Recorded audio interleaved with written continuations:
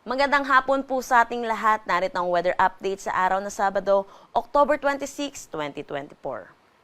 Kung makikita po natin dito sa satellite imagery po natin, meron tayong dalawang bagyo dito sa labas ng ating Philippine Area of Responsibility. Unahin na natin itong si dating Christine na isa ng ganap na typhoon category. Sa maalala po natin sa mga past tropical cyclone bulletin po natin, meron po tayong tinatawag na looping scenario na mangyayari po dito kay Christine. Hindi pa rin po natin inaalis ang posibilidad na ito yung mangyari po at possible po kung ito man ay papasok po ulit ng ating Philippine Area of Responsibility ay isang ganap na lamang ito na low pressure area. Samantala, dako tayo sa pangalawang bagyo natin na si Tropical Storm Kongray. Ito yung nakikita natin na papasok ng ating Philippine Area of Responsibility mamayang gabi or bukas ng umaga. At ito yung papangalanan nating Leon.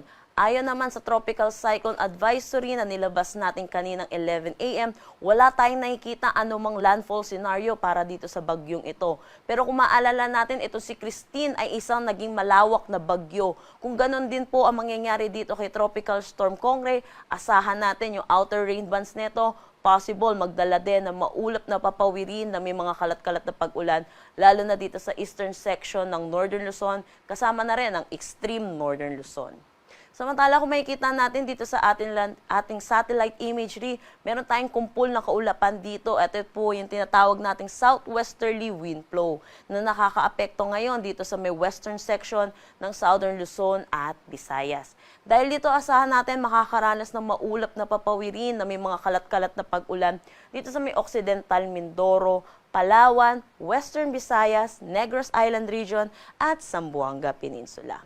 Kung makikita natin sa satellite imagery natin, yung dalawang bagyo na papagitnaan ang Pilipinas. Kaya kung makikita natin, itong Northern Luzon ay nasa tinatawag nating cold area. Kaya makakaranas po sila ng maaliwalas na panahon. For Metro Manila, nalalabing bahagi ng ating bansa, asahan po natin, makakaranas din tayo ng maaliwalas na panahon, pero asahan din natin ang mainit at maalinsangan na tanghali hanggang hapon na mataas ang tsansa ng mga pag-ulan sa hapon at sa gabi dulot ng mga localized thunderstorm. Para naman sa magiging panahon natin bukas dito sa Luzon, kung makikita natin, magiging maaliwalas naman ang ating mararanasan.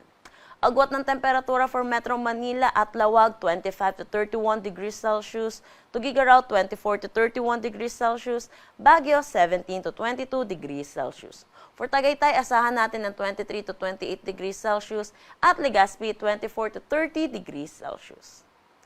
Kumikita naman natin dito sa Palawan, western section pa rin ng Visayas, pati na rin dito sa may Zamboanga Peninsula, ay asahan natin makakaranas pa rin sila ng mga pag-ulan dulot nitong southwesterly wind flow. Pero para naman sa nalalabing bahagi nitong Visayas at Mindanao, makakaranas naman sila ng maaliwalas na panahon.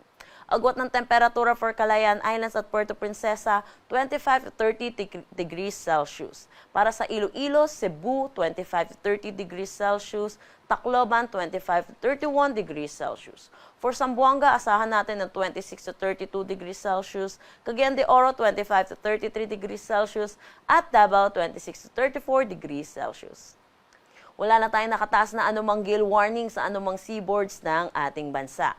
Dako tayo sa magiging panahon natin sa susunod na 3 araw sa mga piling syudad natin. Kung makikita po natin, yung Luzon po natin, makakaranas po tayo ng maaliwalas na panahon. Pero tandaan po natin, mataas ang tsansa ng mga pag-ulan sa hapon at sa gabi dulot ng mga localized thunderstorm.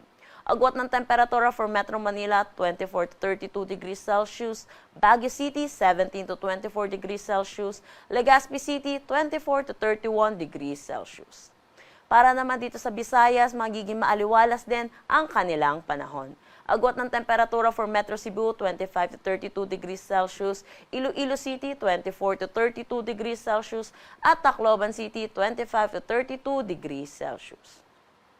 Para naman dito sa Mindanao, kung makikita natin, Zamboanga Peninsula, patuloy silang makakaranas ng maulap na papawirin na may mga kalat-kalat na pag-ulan, dulot pa rin ito ng southwesterly wind flow. Pero kung makikita naman natin, sa nalalabing bahagi, ay maaliwalas naman na panahon ang ating aasahan. For Metro Davao, agwat ng temperatura 25 to 33 degrees Celsius, Cagayan de Oro 25 to 33 degrees Celsius, at Zamboanga City 25 to 32 degrees Celsius. Ang sunset mamaya ay 5:33 p.m. at ang sunrise bukas ay 5:48 a.m. Para sa karagdagang impormasyon, bisitahin ang aming mga social media pages at ang aming website pag-asa.dost.gov.ph. At yan po muna ang latest dito sa Pag-asa Weather Forecasting Center. Chanel Dominguez po at magandang hapon.